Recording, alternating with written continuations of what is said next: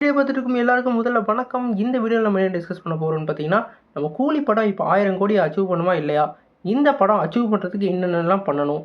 இப்போ இவங்களோட ட்ராக் எங்கே நிலமையில் நின்றுட்டுருக்கு அப்படின்றத இந்த வீடியோவில் நம்ம டீட்டெயிலாக டிஸ்கஸ் பண்ண போகிறோம். அதுக்கு முன்னாடி நீங்கள் இந்த வீடியோவுக்கு புதுசாக இருந்தால் இந்த வீடியோவை வந்து பார்த்துட்டு இந்த சேனலுக்கு ஒரு சப்ஸ்கிரைப் பண்ணி பெல் ஐக்கனோட கிளிக் பண்ணி வச்சுக்கோங்க. வாங்க நம்ம வீடியோக்குள்ளே போகலாம். நம்ம கூலி வந்து நம்ம லோகேஷ் கனகராஜ் டைரக்ஷனில் நம்ம ரஜினிகாந்த் சார் வந்து ஹீரோவில் ப்ளே பண்ணுறாங்க. இந்த படத்தில் வந்து நம்ம அமீர் கான் சார் வந்து ஒரு முக்கியமான ஒரு கேமியோ பண்ணுறாங்க. இந்த படத்துக்கு நம்ம அனிருத் அவர்கள் வந்து மியூசிக் பண்ணுறாங்க. இப்போ என்னடா 1000 கோடி இந்த படத்துக்கு வந்து எவ்வளோ ஹைப் வந்து கிரியேட் ஆகிருக்கு. இவ்வளோ நாளாக பேசாத இந்த டாப்பிக்கை இப்போ ஏன் இப்போ பேசுகிறோன்னு பார்த்தீங்கன்னா, இந்த படத்தோட அனௌன்ஸ்மெண்ட் இனிமேல் ஃபுல்லாக வந்து 1000 கோடியை ஃபேஸ் பண்ணி தான் வந்து அப்டேட் நடந்துகிட்டு இருக்கு. ஏன் சொல்கிறேன்னு பார்த்தீங்கன்னா, இந்த படம் வந்து ரிலீஸ் ஆகிற அதே நாளில் வார் 2 வந்து ரிலீஸ் ஆக போகுது. அந்த படம் வந்து ஹர்திக் ரோஷனும் அதே மாதிரி நம்ம ஜூனியர் என்டிஆரும் சேர்ந்து நடிக்கிற ஒரு மூவியாக இருக்குது. அந்த படம் ஹிந்தியில் வேற வந்து டைரக்ட் ஹிந்தி மூவியாக வந்து ரிலீஸ் ஆகிறதுனால அந்த படத்தோட எதிர்பார்ப்பு அதே மாதிரி இந்த படத்தோட எதிர்பார்ப்புன்னு சொல்லி நிறைய பேர் வந்து அந்த எக்ஸ்பிளேஷன்லாம் போடுறாங்க. அதுக்கெல்லாம் இப்போ நம்ம போகிறதில்ல. நம்ம கூலி படம் 1000 கோடி அச்சீவ் பண்ணுமா இல்லையான்னு முதல்ல பார்ப்போம். ஃபஸ்ட்டு வந்து இந்த படத்தோட கண்டென்ட். நம்ம லோகேஷ் கனகராஜ் இப்போ வந்து ஒரு நல்ல வெற்றிக்கு அப்புறம் திருப்பி வந்து நம்ம ரஜினிகாந்த் கூட சேர்ந்திருக்காரு. குறிப்பாக லியோன்னு ஒரு படத்தை வந்து கொடுத்துருக்காரு. அது 600 கோடி கிளப்பில் வந்து இணைஞ்சது.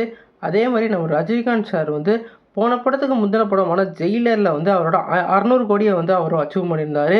அந்த படமும் ஒரு பிளாக் பஸ்டர் மூவியாக அமைஞ்சு வேறு லெவலில் வந்து நெல்சனையும் நம்ம ரஜினிகாந்தையும் உலகம் ஃபுல்லாக தெரிய வச்சுது. இந்த 2 பேரும் சேர்ந்து ஒரு படத்தில் வந்து இருக்கிறனால ஃபஸ்ட்டே வந்து இந்த படத்தோட எக்ஸைட்மெண்ட் வேறு லெவலில் இருந்தது. அதுக்கப்புறம் இந்த படத்தோட கேஸ்டிங்கான நாகார்ஜுனாவை உள்ளே கொண்டு வந்தாங்க.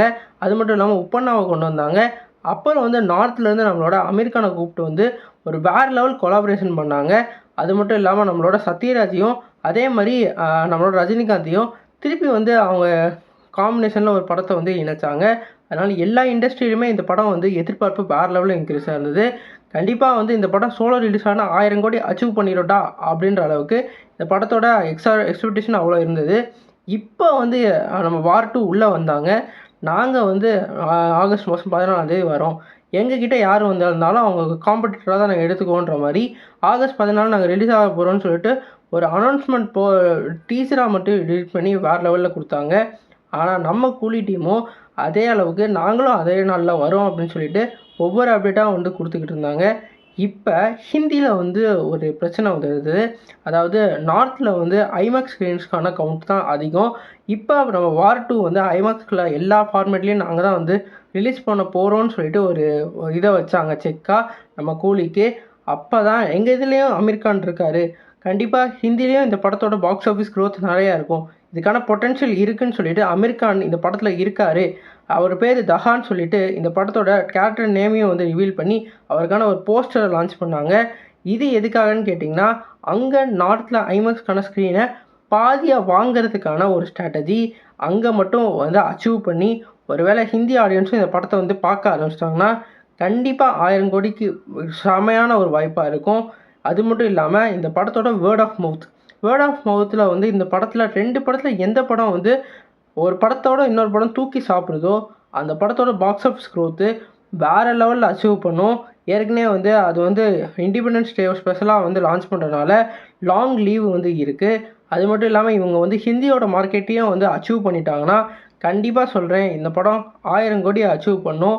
ஏற்கனவே வந்து இப்போ குபேரா படம் ரிலீஸ் ஆகிறதுனால நாகார்ஜுனாவுக்கு அங்கே ஒரு மார்க்கெட் தெலுங்கில் வந்து திருப்பி க்ரியேட் ஆயிருந்தது.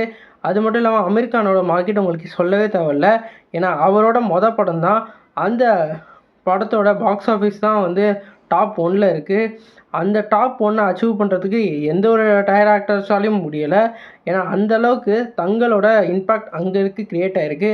அதனால் ஹிந்திலேயும் அவருக்கான ஒரு பாக்ஸ் ஆஃபீஸ் இருக்கும். கன்னடத்தில் உப்பண்ணா இருக்கார். அது மட்டும் இல்லாமல் நம்ம ஸ்டேட்டுக்கு நம்மளோட சூப்பர் ஸ்டார் இருக்கார். அதனால் வேறு லெவலில் பிச்சுட்டு ஓடும்.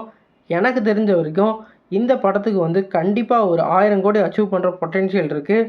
இதோட வேர்ட் ஆஃப் மவுத்தை வச்சு தான் இந்த படத்தோட வசூலை வந்து இப்போ இனிமேல் சொல்ல முடியும். நீங்கள் சொல்லுங்கள் ஃப்ரெண்ட்ஸ், நம்மளோட தமிழ் சினிமாவில் ஃபஸ்ட்டு 1000 கோடி ரிலீஸ் பண்ணுற ஒரு படமாகவும் 1000 கோடி அச்சீவ் பண்ணுற அந்த ட்ரீம் ப்ராஜெக்ட் படமாகவும் நம்ம லோகேஷ் கனகராஜ் கொடுக்குற கூலியாக இருக்குமா இருக்காதுன்னு சொல்லிட்டு கமெண்ட் பண்ணுங்கள். இந்த வருஷத்தில் இன்னும் எந்த படமும் பெரிய படம் சக்ஸஸ் ஆகலை. குறிப்பாக தக் லைஃப் அவ்வளோ டிசாஸ்டர் ஆகிருக்கு. நம்ம கோலிவுட்டை ஒரு தூக்கி நிறுத்துறதுக்கான ஒரு படமாக இந்த படம் இருக்குமா இல்லையான்னு சொல்லிட்டு கமெண்ட் பண்ணுங்கள். புதுசாக இருந்தால் சப்ஸ்கிரைப் பண்ணுங்கள். நன்றி.